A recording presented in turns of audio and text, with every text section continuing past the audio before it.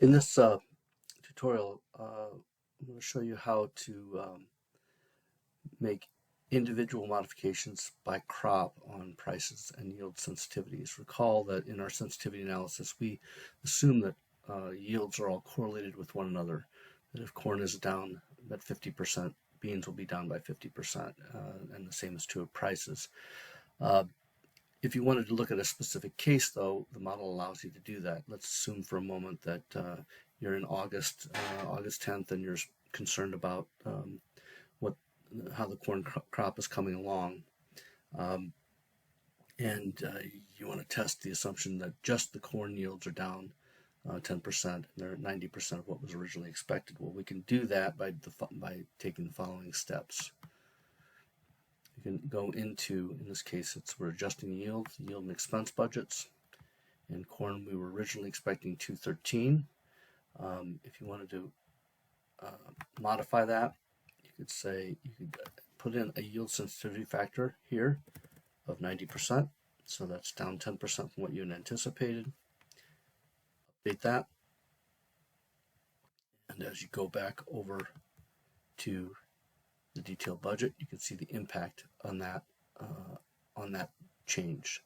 So your corn in this case was at 213, now it's at 191.7. You can see how that flows through the model, and you can see you're now getting a even larger crop insurance payment, and you can see by knocking that down by 10%, you're at a $268,000 pre-tax cash flow. If you wanted to see, for example, a price variability, let's assume you wanted to test the case of corn yields being down 10%, but prices holding where they are today in August, but our bean yields being what we expect, but seeing a 10% price decline in beans. Well, then, and you want to see the combined effect of those two things. What you do is go into grain marketing where all the prices are held, and there you see a price sensitivity factor. You modify that down 90, and now our budget would incorporate the combined effects of the reduced corn yield, and note the harvest price. Current harvest price is 318. We're using 1186, which is 90% of that in the model.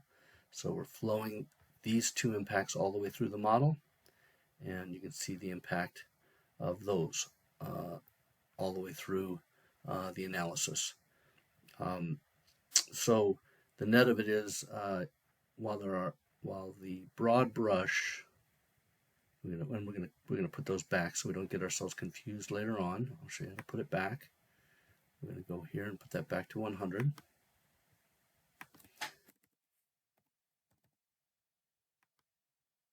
And we're going to go back to yield and expense. I'm going to change our corn back, this one back to 100.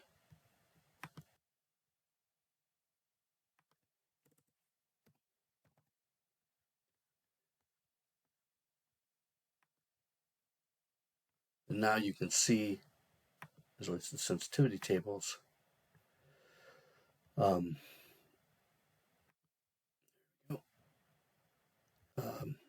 you can test out any combination of assumptions around price and yield by crop that allow you to refine, as opposed to this broad brush stroke of both corn, wheat, and beans all very consistently with one another in terms of yield and harvest prices. Similarly, you can test out various other assumptions as time goes on. So I just wanted to show you that feature so that you can individually predict or make or test various cases individually for individual crops, prices, and yields by adjusting upward or downward those